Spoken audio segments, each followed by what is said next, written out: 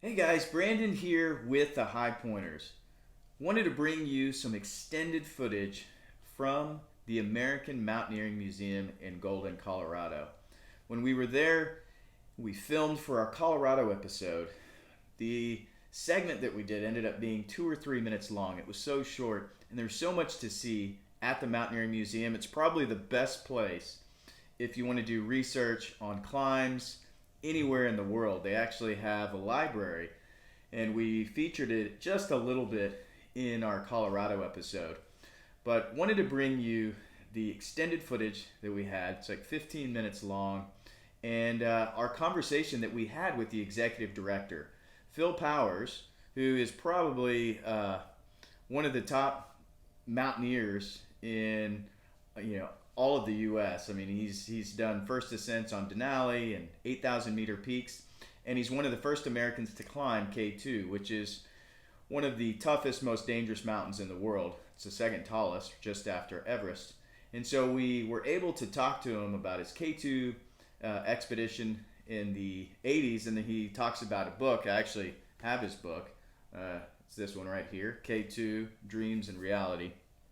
And you can find it on Amazon, I think, and it's super interesting to talk to him. There are not many people. There are, I don't even know exactly, but there's probably only 100 plus people, something like that have climbed K2. Very, very few.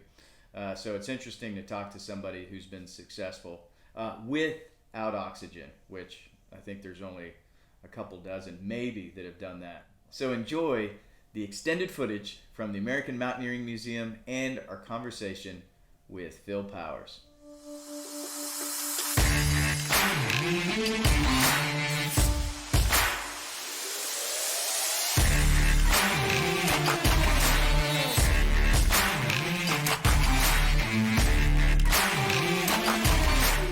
I look at my kids who are climbers now, and I think about the effect that climbing has on their life and their lifestyle, the way it drives them to train and think about their diet and think about the way they treat their bodies. And it's a healthy lifestyle. So preparing for things that are more difficult means that you need to live your life in such a way that you can be prepared for those challenges. So Phil, you've climbed K2, which is the second highest peak in the world and one of the most dangerous in the world. Well, let's see. It's the second highest peak in the world measured from sea level to summit. Okay. I mean, it's probably probably third or fourth if you measure from the center of the Earth to summit, right? Because there's an equatorial bulge. Yeah, there we talked a little bit about the various ways. It, though, because K2 is a serious and significant mountain. K2's a really pretty mountain. I climbed it in 1993. Without oxygen. I breathed any oxygen that was available in the atmosphere, but I did not take supplemental oxygen or use any fixed ropes or any of the other support methodologies. Is that because of climbing etiquette? Is that why? Is that because I know some climbers are like, that's cheating if you use oxygen? Yeah, I think cheating's a strong word. Okay. I think it's mostly about one's own personal style. I'm a big believer in meeting the mountain on its terms. If you're going to climb a big mountain that reaches up into the higher reaches of our atmosphere and then use something like oxygen or any other aid to diminish the feeling of that altitude, you might as well climb a shorter mountain, I guess is my point. So, but yeah, I climbed K2 in 1993. I climbed Gasherbrum 2, another 8,000 meter peak in 1987. But that's many years ago, ancient history, right? How was the experience on K2? I tried K2 twice. The first time I went was in 1990 with 4 close friends. I went back in 1993 with a little bit bigger team of Canadians and Americans. And we really were quite lucky with the weather. I think we summited about a month after starting the expedition, so that's pretty quick in terms of time. When we did summit, we went very quickly from the base of the mountain to Camp 2 at about 22,500 feet, and then one more camp at what we call Camp 4 at about 26,000 feet, and then summited the next day. It's memorialized in a book called Dreams and Reality by Jim Haberl.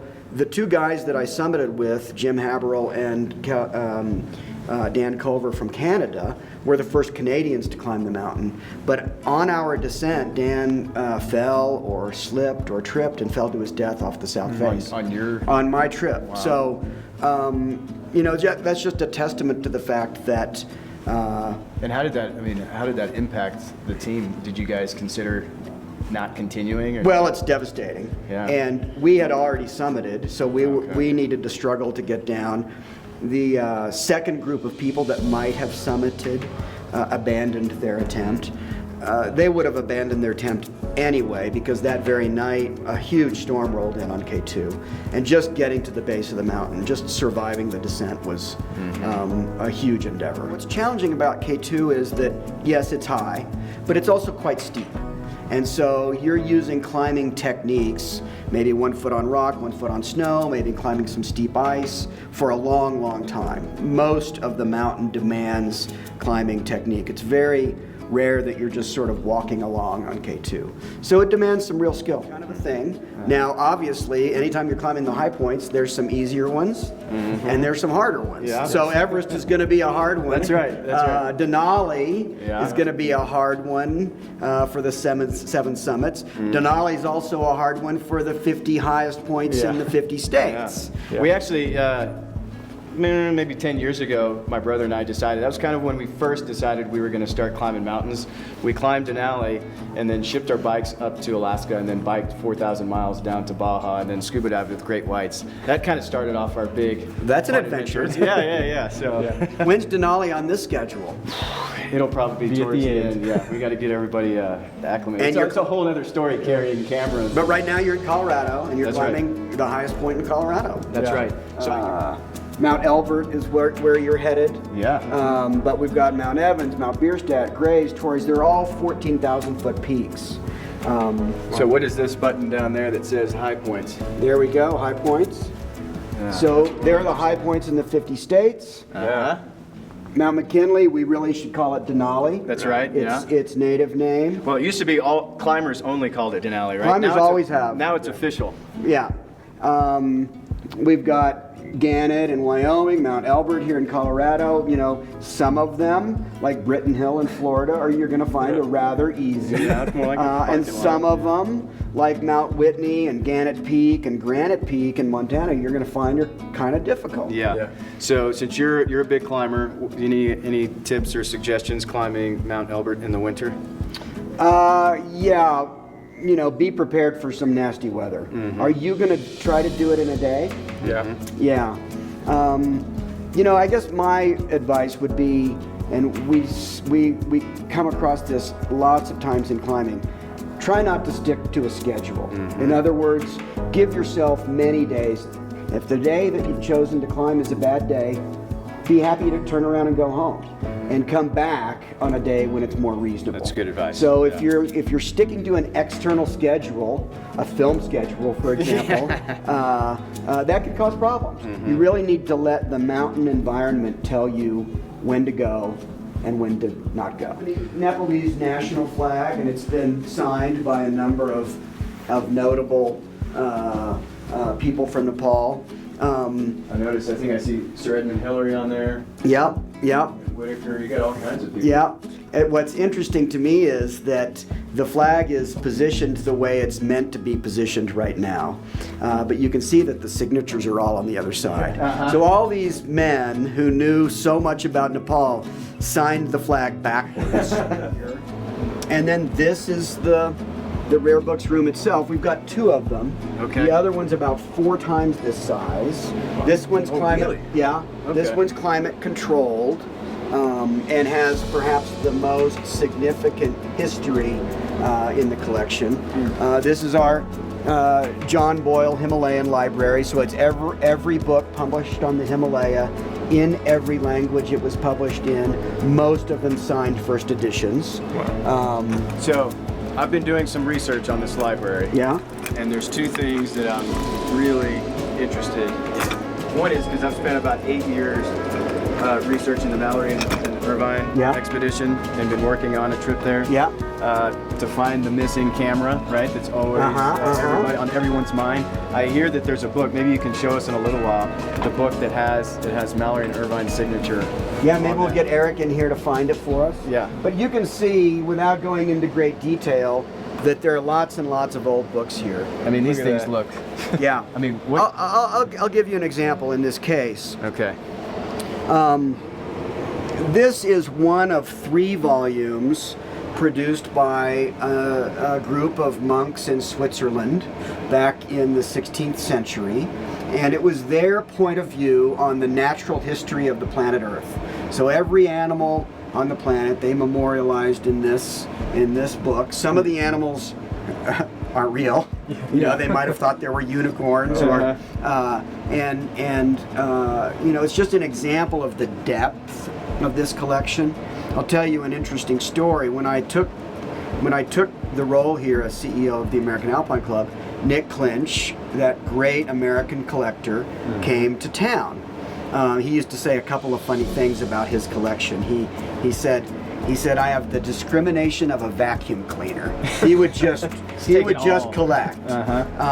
People would ask him, have you read all the books in your collection? Which was something like 40,000 volumes. Wow. Have you read all the books in your collection? And he'd say, I've read some of them twice. Sounds like a You know, character. dodge the question a little Yeah. bit. Really charming man. When he came to visit me shortly after I took this job, we hadn't built the museum yet. The library was much smaller. He said, I've decided to leave my collection to the American Alpine Club. I want you to know that it's a worthwhile collection and you need to treat it seriously. It's not just a bunch of old National Geographics, not the National Geographic's Not a Wonderful Magazine. And he reached into his satchel and he pulled out an art book produced in the 30s that he believed was a reprint of the first essay ever written about climbing or about the mountains that extolled the mountain virtue, the mountain's virtue, that they're wonderful places, not scary places. He said this book, there was only 300 copies of this, might have been 600, some small number. I bought this book in 1966 for $6,000. One book out of the 40,000. It's a reprint of this essay written by these monks in 1542.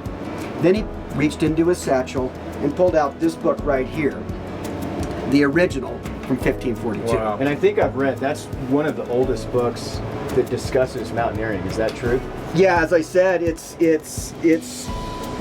what we believe to be the earliest discussion of mountains, not so much mountaineering, but mountains as beautiful places as opposed to scary places. Because these monks would take their sheep up into the mountains during the summer for grazing, and so they became familiar with the high reaches of the Swiss Alps. So were they actually going for leisure, or were they just Nope, there? they were enjoying- going for work to get their sheep to better grazing. But then what were they going to do once they were up there?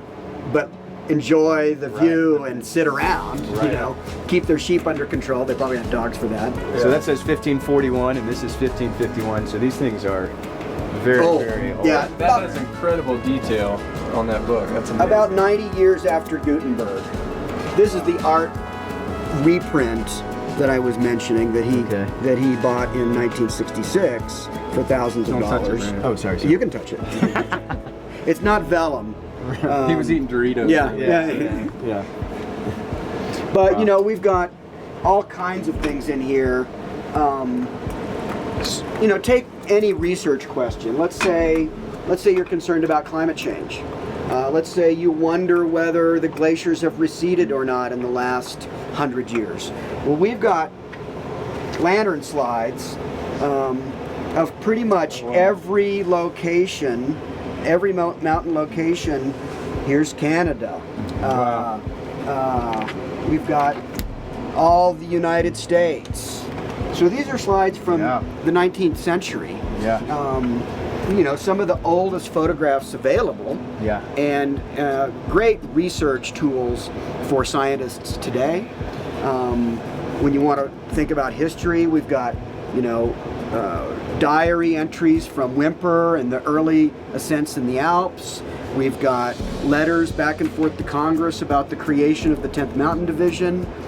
We've got the ephemera and archives from many of the world's great mountaineers, and certainly most of America's great mountaineers. Yeah, it's an impressive collection. Yeah. This is great. The reason it's so cold is that there's a lot of film in here. Some of that film's old nitrate film that can combust if it reaches a certain temperature. Yeah. So we'll have to shut that door or get out of here soon so that nothing goes on fire. The story that I'm most fascinated with and most interested in is the Mallory and Irvine expedition in 24. Uh-huh. So- Well, the expedition is memorialized in this book, The Fight for Everest. I feel like Sure, take a should look at touch it. it. Oh, all right. What's kind of fun about it, it was written by the expedition leader, Norton, but we've managed to, or they managed to, Look at that. get it signed by all of the expedition members.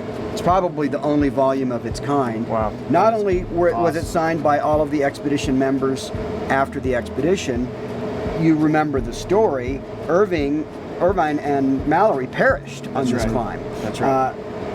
How did they sign it? So these signatures were cut out of another location and pasted into this book. So it's the only volume that we're aware of that has every expedition member's signature in it. I mean, So- this is true mountaineering history because you have even right here, it's dated 1924, 16,500 feet at base camp. I mean, yeah. So the story goes, we're not 100% sure whether they made it to the summit or not, but they could have been the first on the actual Everest summit. Could have been, there are 2 or 3 difficult locations on the North Ridge, the route that they were climbing, and people don't really think it would have been very easy for them to get past the second step, which is a steep rock formation, very, very high on the mountain. But they were seen from below at about 27,000 feet.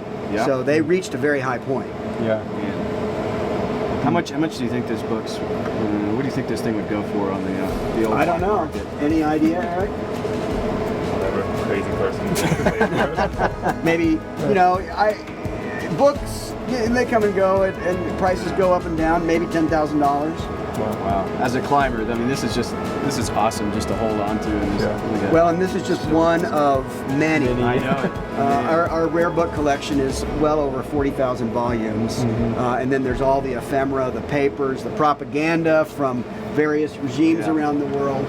Yeah. Well, Phil, appreciate you taking us around and showing us this place. I mean, we could just sit in one of those chairs back there and just read through.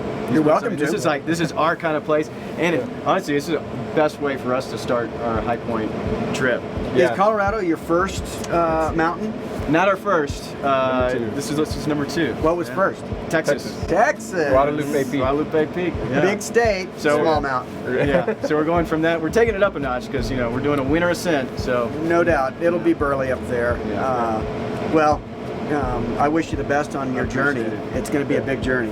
appreciate it. Nice Thanks to meet you again, both. Phil. Yeah, thank you so much. Yeah. It's actually it's honestly an honor to meet you and have you walk us around and Well, that's nice of you to say. Yeah, appreciate it.